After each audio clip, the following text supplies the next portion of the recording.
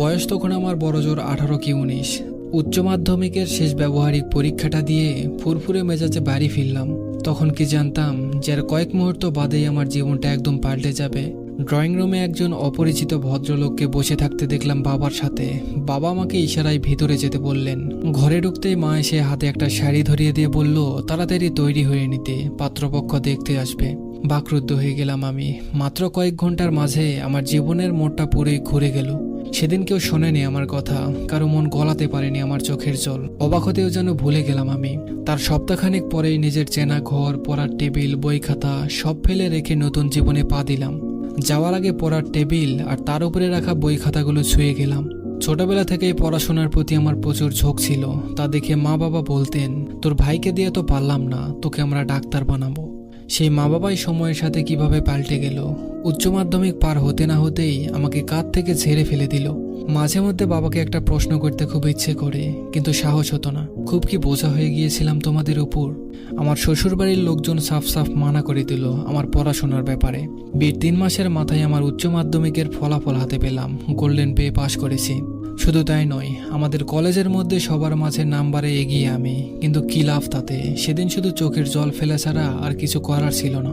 বাবা মাকে অনেক বললাম আমার শ্বশুরবাড়ির লোককে একটু বোঝাতে, তারা যেন আমাকে পড়ার সুযোগ করে দেয়।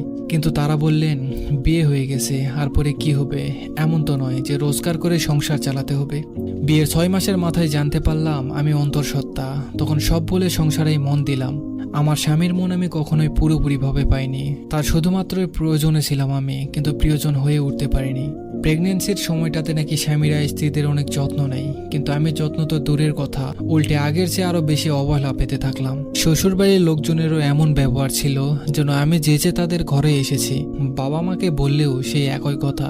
এরকম একটু অশান্তি লেগেই থাকে পরিবারে। আমার বড় মেয়ের বয়স যখন 3 বছর, তখন আমি আবারও অন্তঃসত্ত্বা হলাম। ভাবলাম এবার হয়তো মেয়ের বাবা একটু হলেও স্বাভাবিক আচরণ করবে, যত্ন না নিক, অন্তত পাশে থেকে সাহস যোগাবে। কিন্তু এবারও আমাকে ভুল প্রমাণিত হতে হলো। নিজের ভরা পেট নিয়ে বাড়ির সব কাজ করতাম, মেয়েটারও ঠিক মতো খেয়াল রাখতে পারতাম না।